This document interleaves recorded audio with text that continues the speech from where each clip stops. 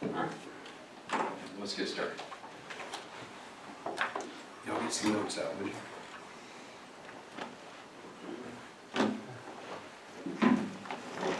One, two, okay. Alright.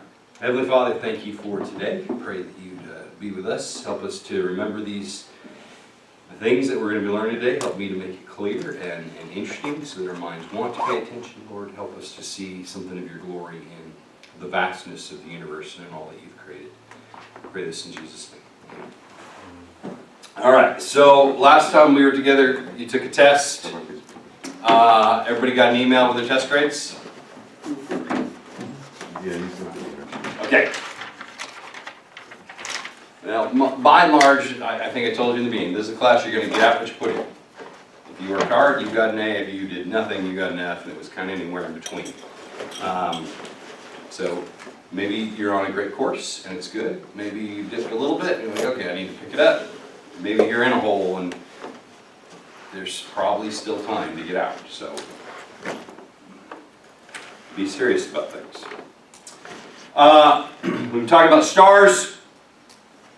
Something like 90% of a star's life, it lives on the main sequence. 90%. Means 90% of its time it's fusing hydrogen into helium in its core, right? That's like the definition. When it stops fusing hydrogen and helium in its core, it leaves the main sequence. It doesn't leave that graph. It just leaves that line, right? It's likely going to go up to the giant phase, right? Okay. Now, there are would-be stars that are not on the main sequence.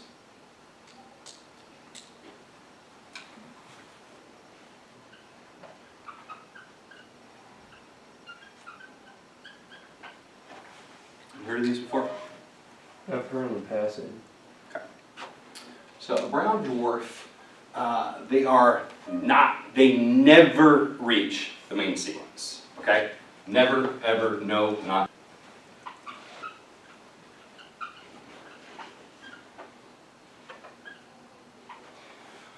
A brown dwarf, in terms of its mass, it's going to be somewhere between bigger than Jupiter. How do I want to do this? Let's do a red dwarf, which is the smallest of our main sequence, right? A red dwarf is more massive than a brown dwarf.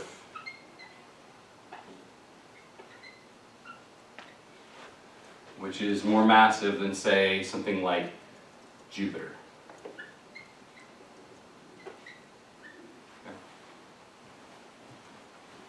Mass. Because they have substantial mass, they have substantial gravity. Because they have substantial gravity, they have substantial heat, right? Gravity combining everything together, these things do get hot, right?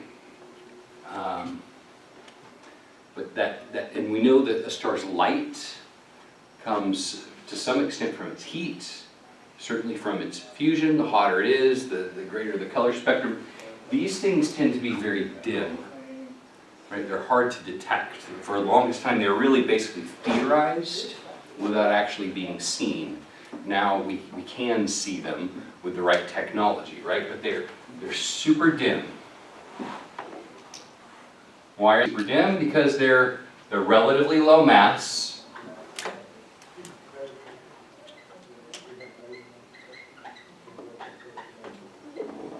And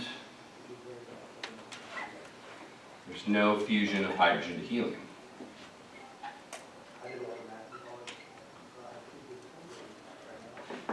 Doesn't mean there's no fusion, though. If you'll think back to the proton-proton chain that we learned at the beginning of the year when all this started, we talked about two hydrogens colliding, right? And when they did, right, we got a Positive here, positive here. This one's going to become neutral, right? It kicks off a positron as well as a neutrino. This positron is going to collide with an electron, and it's going to give off gamma rays, right? Do you remember what this is called? It's okay if you don't. Deuterium.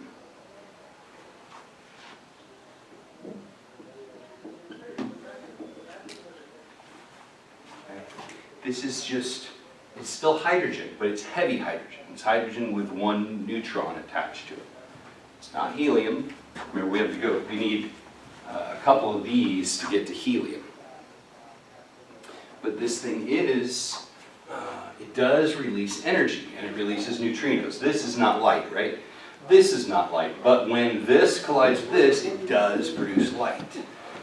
And so this is happening inside of a brown dwarf. They never reached the main sequence. They're somewhere in between this and intermediate mass. They're super dim, but they do produce light.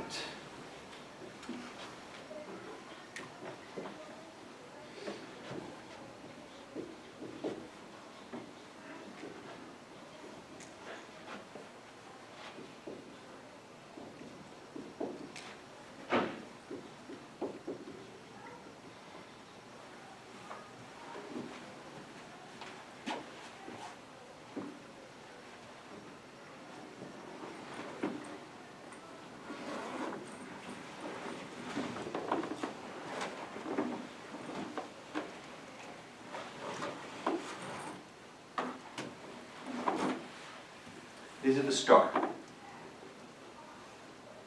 Yeah. Argue for it being a star and argue against it being a star. What would make it a star?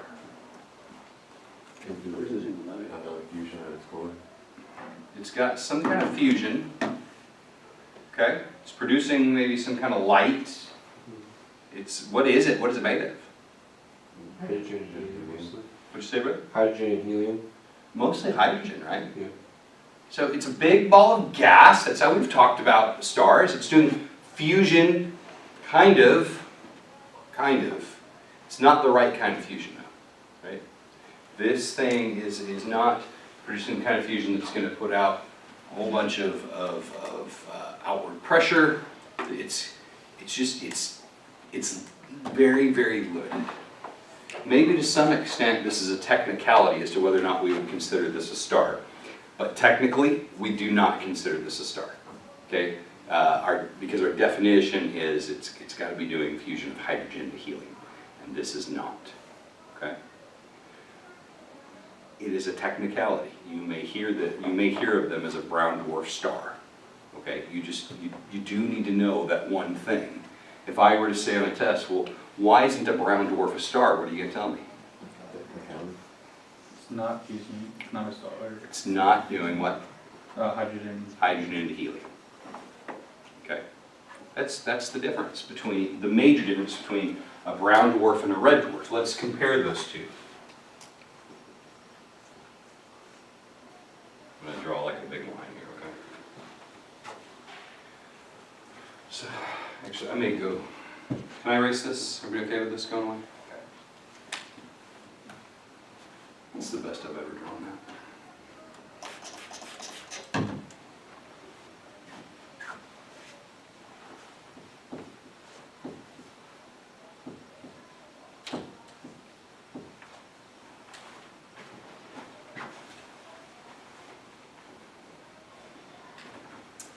All right. So you got a red dwarf. You got a brown dwarf.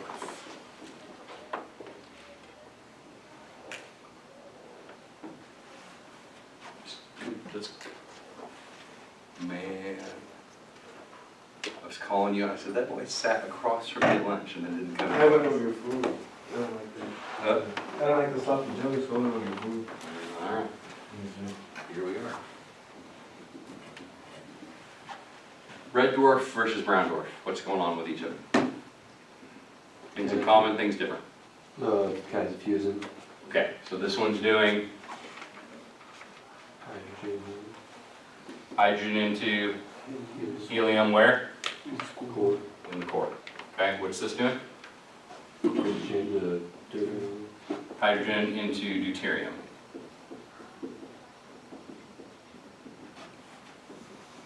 Okay, what else? Red light, brown light, Okay, red light. Is there such thing as brown light? Yeah, no, Nah, it's just a really dim. just super dim. Good. Give it the red. Okay, what else?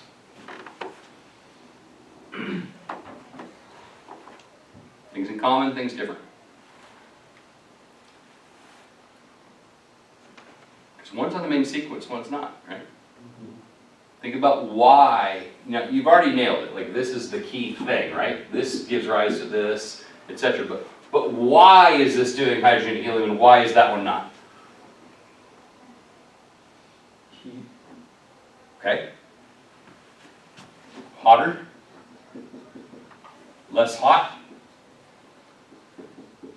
What makes this hotter than that? Be more massive. More mass.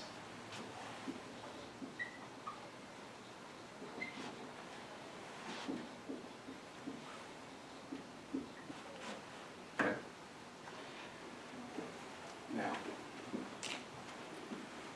the hotter something is, the longer, or excuse me, the hotter something is, the shorter it lives.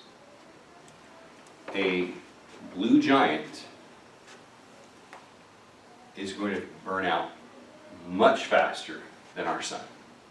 Our sun is going to burn out exponentially faster than a red giant, or excuse me, a red dwarf. Which means a red dwarf is going to burn out Way quickly. compared to a Brown dwarf. brown dwarf.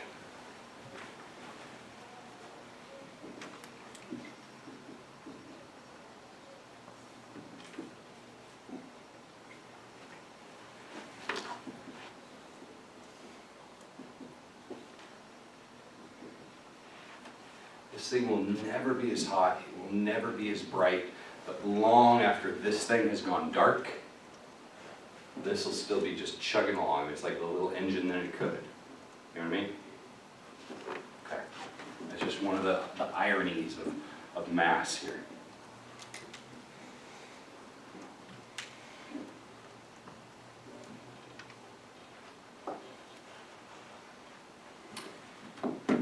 You look up in the night sky. What colors do you tend to see the most? Do you know? White. Black. Let me pull up an image. Okay? We can actually look at this.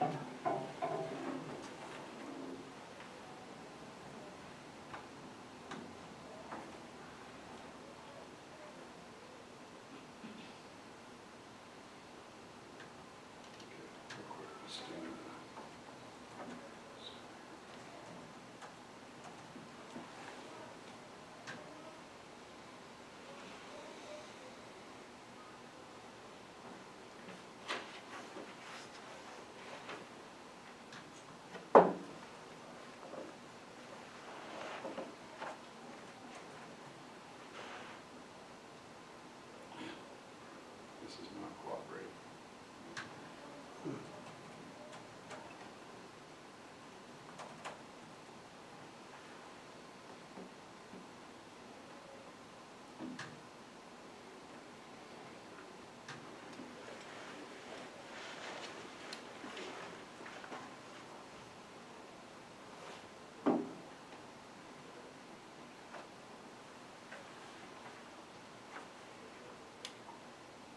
sorry, this is not proving to be as simple as I want it to be.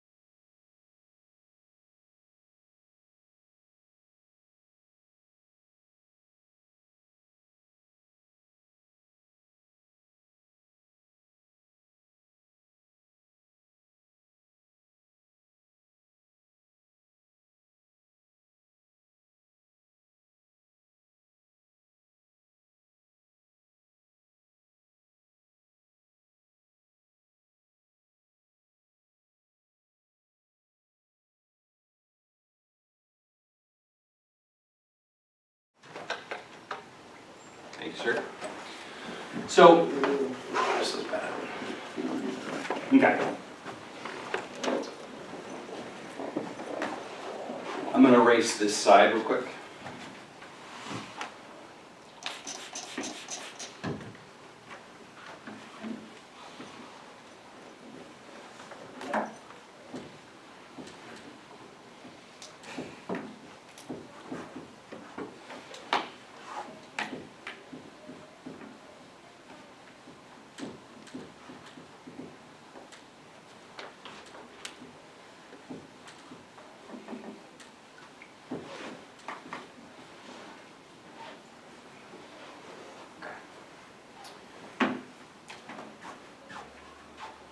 So my giants are over here, right? My red dwarfs are over here.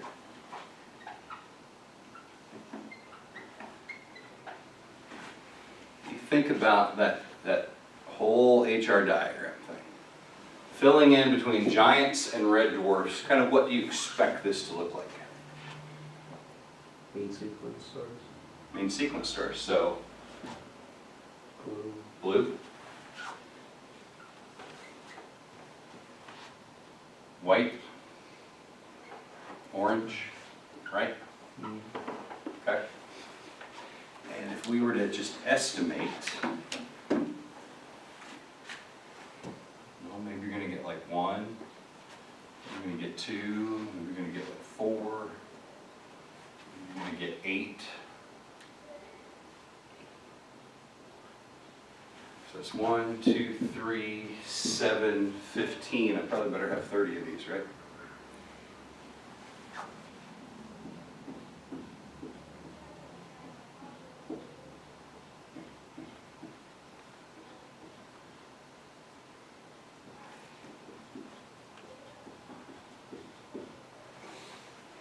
And these, I'm estimating, okay? Making it up on the fly. I don't expect you, I'm trying to get a principle across, not a number, okay?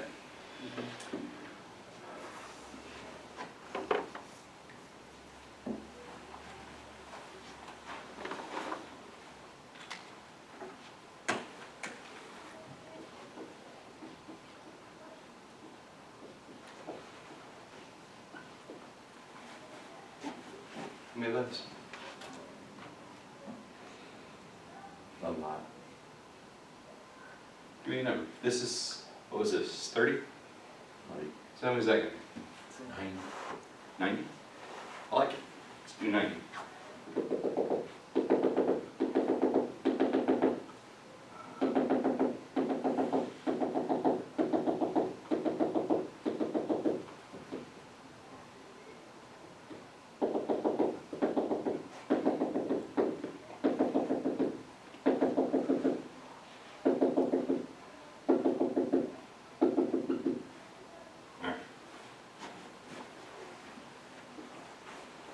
Not bad. That makes sense logically, right? When we looked at it and we go, okay, this is how it seems to function. Why don't we see these? So then, They're so dim. They're very hard to find. But as our technology improves, we're starting to find more and more and more and more. Now, why this trend? They live longer.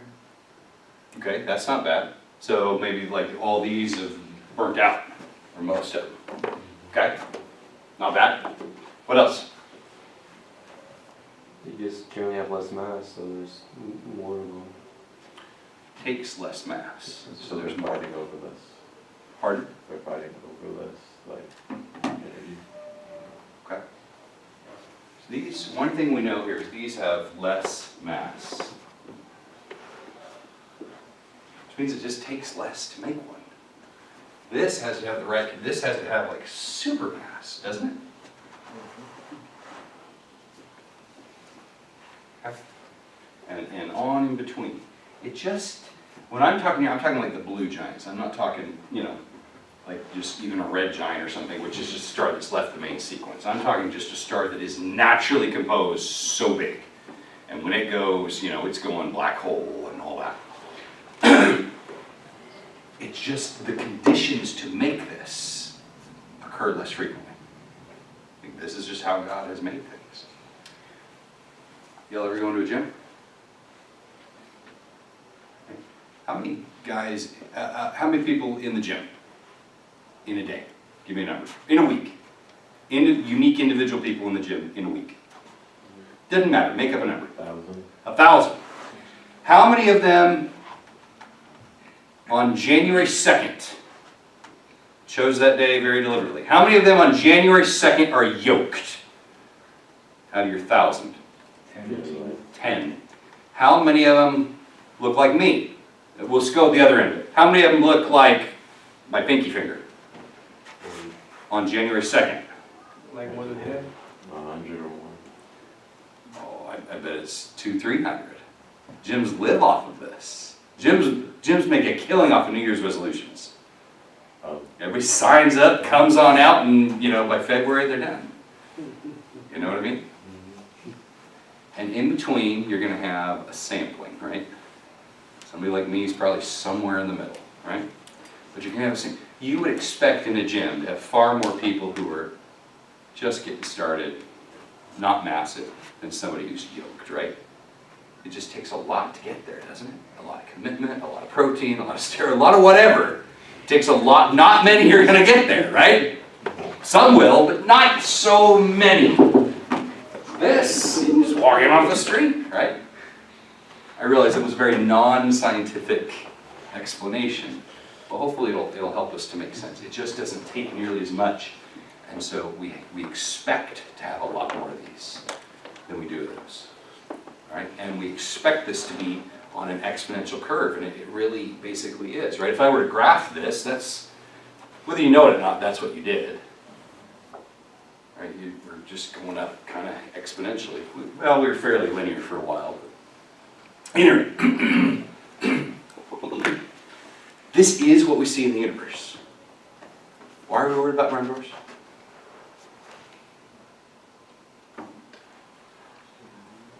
You want a good definition of a brown dwarf? Failed star. It was on its way. It was doing everything it needed to do. It's gathering. It's got, and we haven't talked about this yet, but it's it's spinning. It's gathering material together with gravity. It's heating up, and it just ran out of fuel. It never got hot enough to get to the main sequence. It's a failed star. Okay. But we expect there to be so many more of these than there are everything else in the universe combined. Okay? All right.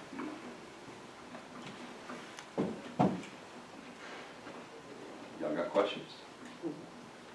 No? You want to be done? You want to keep going? Your call.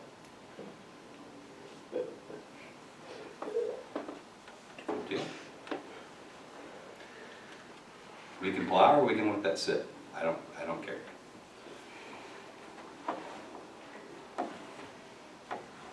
I say, let it sit, let's rest on a little bit, sleep on it. Okay. Everybody okay with that? Okay. All right. Very good. Let me stay seated for a second. Let me shut this off.